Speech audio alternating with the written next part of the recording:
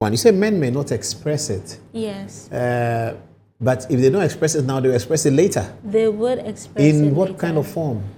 In various forms. An example could be, like I said, suicidal thoughts. Others could be having difficulty in their relationship, an outburst of anger, projections, difficulty forming new relationships, or even with work and with family and friends, isolation and loneliness.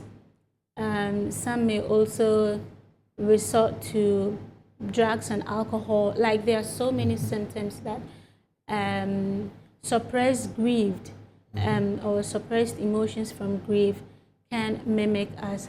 And so when you identify people like that, what you have to do is to constantly check on them, constantly make sure that you remind them and you help them to redesign their routine schedules, and maybe take some leave of work to allow the grief, to express that emotional grief so that they can cope better.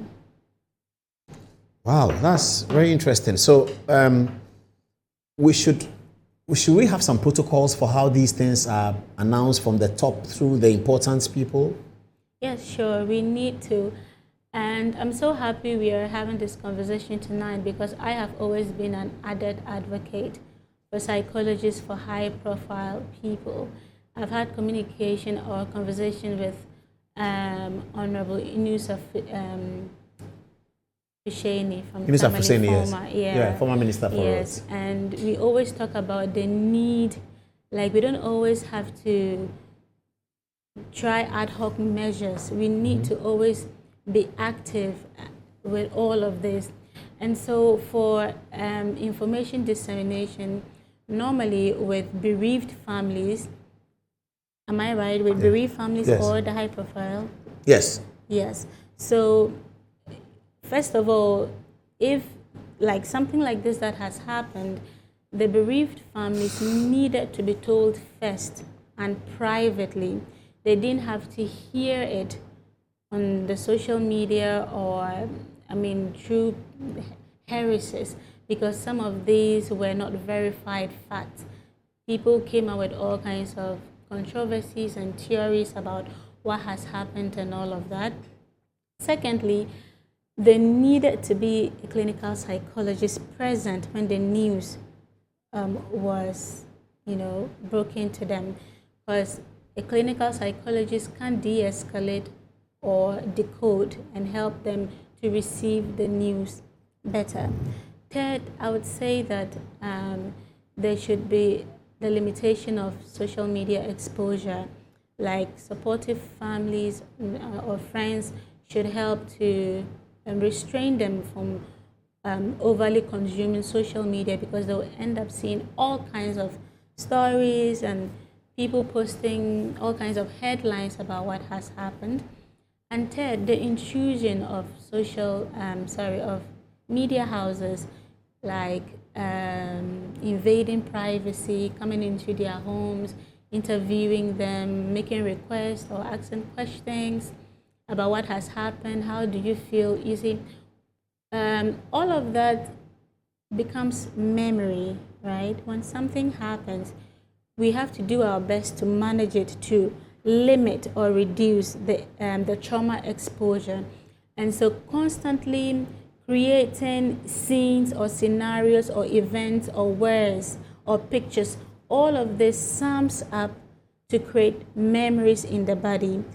And over time, this becomes their post-traumatic stress disorders, because when they see certain picture or hear certain words or triggers or just any signage, it may cause some trauma response.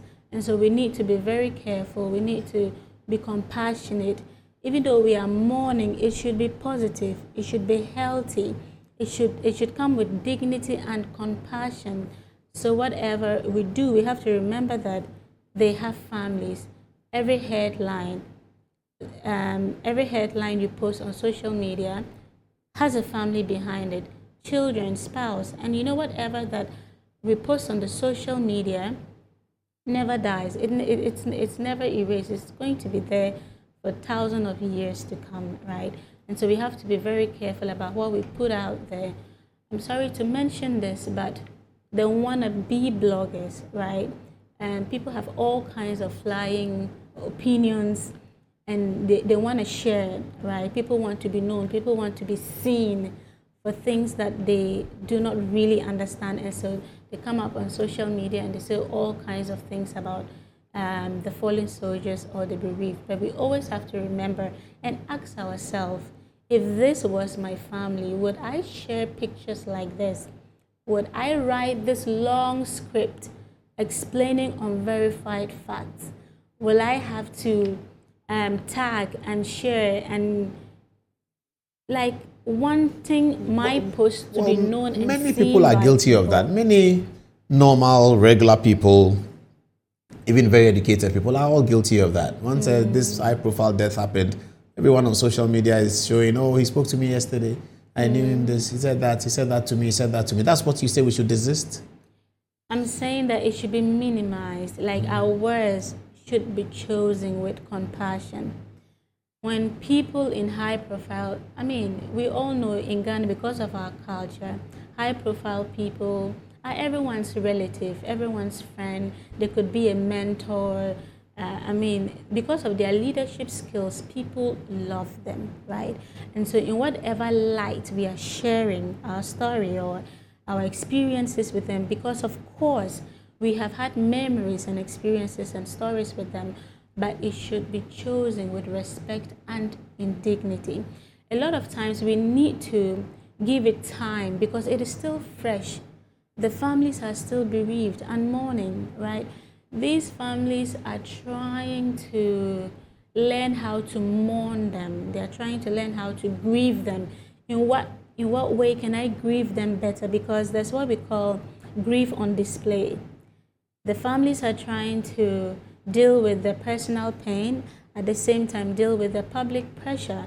Like people would say a whole lot about maybe how a certain family is not grieving the person rightly, they should have done this, they should have done that.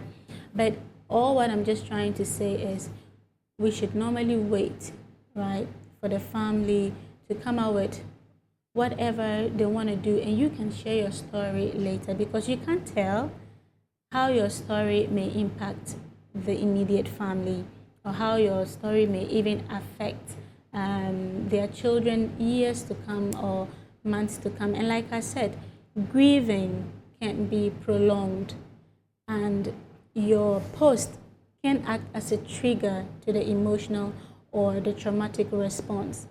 And so all of that is something we want to prevent or reduce. So whatever you put out there, you should ask the question, am I doing my best for these families? Why don't I just let it simmer down a bit and then I share and I post? Months later, you can talk about it, because all of that are acts in respect of the bereaved.